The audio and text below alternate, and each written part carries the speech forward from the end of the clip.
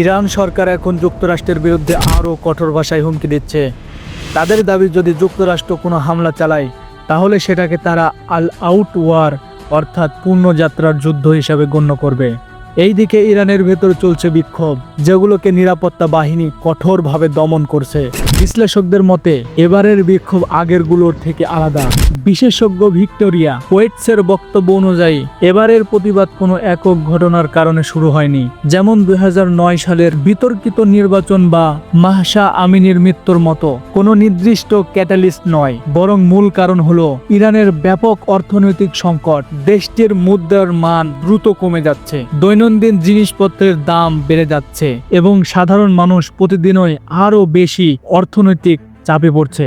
আজ আপনি কোনো পণ্য বিক্রি করে যে টাকা পাবেন, আগামীকাল সেই টাকার মূল্য আরও কমে যাবে, ফলে মানুষ প্রতিটি লেনদেনেই ক্ষতির মুখে পড়ছে।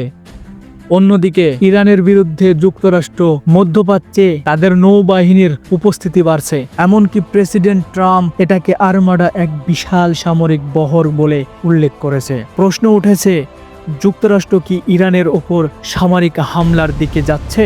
বিশেষজ্ঞদের মতে ট্রাম্প তার অপারেশন টেবিলে রাখছেন,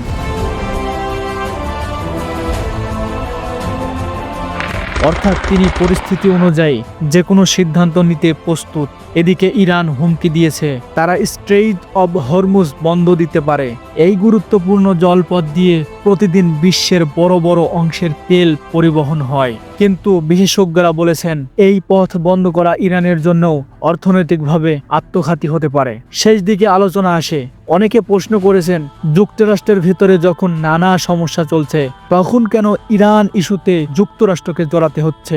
বিশেষজ্ঞের উত্তর ছিল পরিষ্কার, ইরান যদি পারমাণবিক অস্ত্র তৈরি করতে পারে তাহলে সেটা সরাসরি যুক্তরাষ্ট্রের নিরাপত্তার জন্য হুমকি, এবং যুক্তরাষ্ট্রের মূল লক্ষ্য হলো ইরানকে পারমাণবিক অস্ত্র অর্জন থেকে আটকানো।